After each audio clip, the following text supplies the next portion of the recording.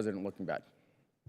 It's not just the president who wants, or the media that wants to make him look bad. It's you. It's actually about the soldiers, and it's frankly reprehensible that you would make that statement. And so, you know, Truman had a sign on his desk that said the buck stops here. And this The gentleman's time has expired. The chair now recognizes Mr. Van Orden from Wisconsin for 5 minutes. Thank you, Madam Chair. Mr. Secretary, it's great to see you. General Kane, Honorable Mr. Hurst, of course, my dear friend of over 3 decades, Master Chief Isom. How are you doing? Hey, I have to be very clear here. I spent my entire adult life training for war, training others for war, or at war. And you very astutely mentioned to some of my Democrat colleagues that our generation has been involved, was involved in an endless war, a morass. And I've had, with Matthew Burns, I've had 22 of my friends commit suicide. And I know that you have recently instituted a specific office to help lower active duty and veterans suicide in conjunction with my great friend, Secretary Collins. So I want to thank you for that. 2 months does not a morass make. However, it could be the start of one. And the difference between this administration and many previous administrations, I think that you understand, particularly because of your background and your SCA back there, and General Kane, you understand what it means to fight to win. And we didn't fight to win in Afghanistan. We didn't fight to win in Iraq. And it's palpable. I have more friends than I can count that are still on active duty in every branch of service, including the Coast Guard. And for a Navy guy, that's a big stretch. The morale of the men and women in the Department of War, and in their case, the Department of Transportation, is exponentially higher than I've ever seen it, ever. And that comes from leadership, starting with President Trump, going through you, to General Kane, and through your SCA. And what some of my colleagues refuse to admit is that that's how you win. It starts with the man. It's the first soft truth.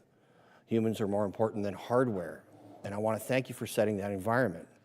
I don't want to be at war.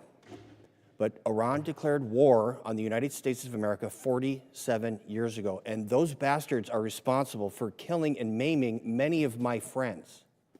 So this is not some esoteric political argument for me. This is the fact that President Trump, by using you as the Secretary of War and General Kane as CJCS and Master Chief Isom, what you're doing is you're going to end a war that was declared on us. And of all times when we should unite as Americans, especially in this puzzle palace up here, is when we're at war. And it is a war of choice by the mullahs. That is who chose to fight this war, and we're gonna end it. I don't really have a question for you. I trust your judgment. General Kane, I trust your judgment. Master Chief, I trust your judgment. And when you're coming here with a request for a tremendous amount of money, I understand that there's no fluff in there, that this is what's required to end this war that the mullahs chose to declare against us. And I'm telling you right now, we have your back. And there are a lot of my Democrat colleagues that do also. They're just afraid to say it out loud because they'll be crushed by the left of their party, and that is reprehensible. So with that, whatever you guys need, you just holler. Okay, Mr. Secretary? I couldn't say it any better. Thank you very much, Congressman. You're welcome, sir. With that, I yield back. Gentleman yields back. Chair, and I recognize the gentleman from Missouri, Mr. Bell. Thank you, Mr. Chair. Mr. Secretary, I don't trust your judgment. You made the comment to my colleague that there's no daylight between you and the president, which calls into question your role and, again, accountability. And so I got to ask, has there ever been any time that you disagree with the president on this war or anything in general? I would never betray conversations that we've had. Okay. The commander can't in chief even deserves acknowledge candid that you've discussion ever in even private. disagreed with the man, like his choice of tie, that dance, anything. You haven't disagreed on anything. I've never relayed the discussions I have with the commander in chief. Okay, because it seems to me that rather than being Trump's Secretary of Defense, that sounds like you're just being Trump's secretary. And we need someone who's going to be there that is actually advising, that is also pushing back when necessary and serving the country as opposed to the president. So you said you've never called him out privately or publicly, because we know that hasn't done. But have you ever said the words? You don't have to tell me what it was about. Have you ever said the words, "Mr. President, I disagree with you"? As I said, I don't relay the private conversations that a commander-in-chief You can't even acknowledge deserves. that, like if you've just said, "Mr. President, you're wrong about this," or "You're wrong about that." You can't even acknowledge, you can't even admit that, if that's happened. You can ask it again if you want, but I don't relay the private Okay, fair conversations enough. that a commander-in-chief The deserves. objectives of this war have constantly shifted and changed. You see that, though, right? Like, you can acknowledge that. Because 1 minute it was to dismantle the Iranian nuclear program. But I don't know how that objective has not now been the listed objectives as far as I understand. Then there was regime change.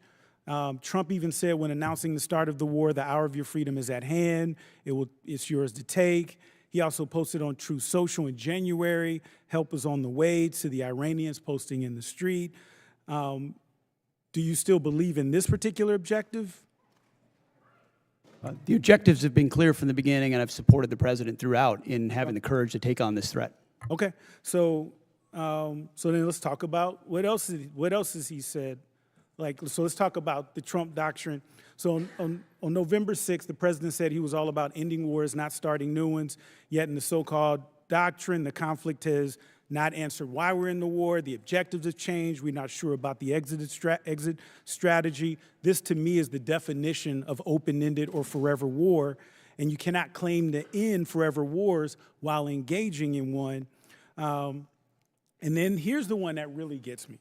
So I don't know when it's over when I feel it in my bones. So, Mr. Secretary, war decisions should be based on defined military objectives. You agree with that statement, correct?